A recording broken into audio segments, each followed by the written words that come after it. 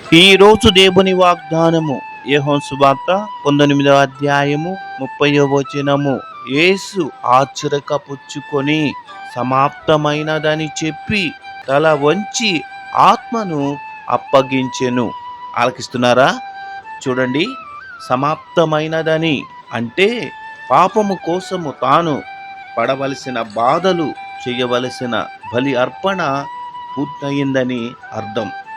ఈ లోక పాపాలను ఆయన తీసివేశాడు. తన ప్రజలను తన రక్తంతో విమోచించాడు. ప్రతి ఒక్కరికి పాపము నుండి విడుదల, రక్షణ అందుబాటులోనికి తెచ్చాడు.